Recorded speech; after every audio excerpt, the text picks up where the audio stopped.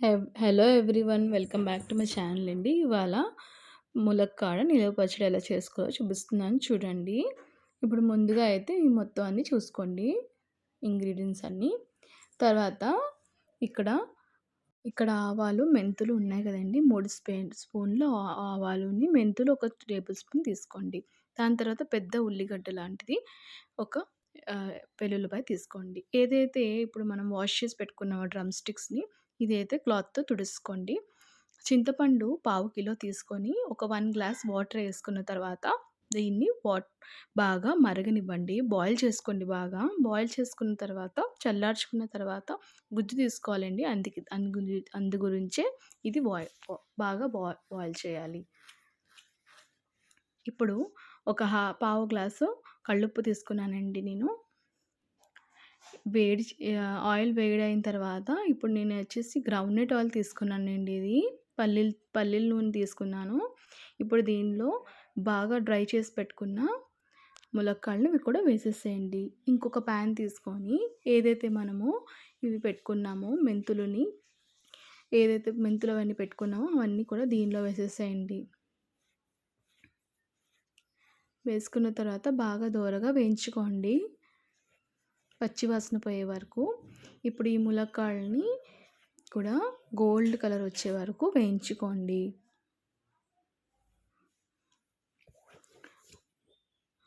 మేమైతే 3 పెద్ద ములక్కాడలు తీసుకున్నామండి, ముదురువి.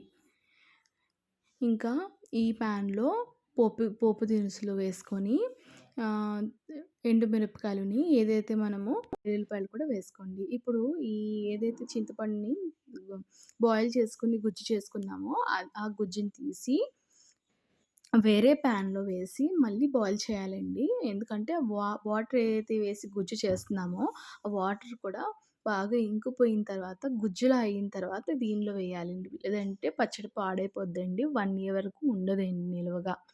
ఇప్పుడు ఇలా గుజ్జు తీసాం కదండీ, ఒక ప్యాన్లో వేసి గుజ్జులా చేసుకొని బాగా వండాలన్నమాట. గుజ్జు చేయాలి.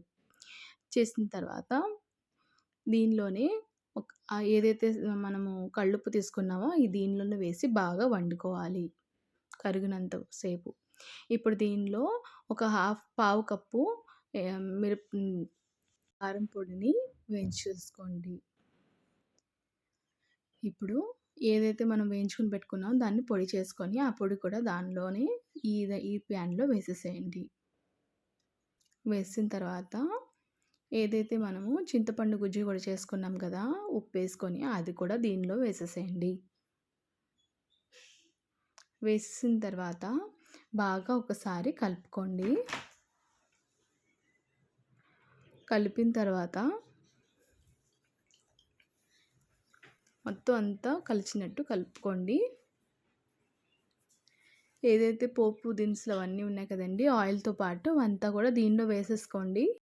బాగా కలుపుకోండి. కలుపుకున్న తర్వాత ఏదైనా ఒక బాక్స్లో స్టోర్ చేసుకొని పెట్టుకోండి. 5 డేస్ తర్వాత కలుపుతూ ఉండండి. మధ్య మధ్యలో కూడా కలుపుకోండి. నా ఛానల్ని సపోర్ట్ చేయండి, సబ్స్క్రైబ్ చేసుకోండి. ఇలాంటి వీడియోస్ని ఇంకా బాగా పెడతానండి. ఎలా ఉందో కామెంట్ చేయండి చేసుకొని. Thank you.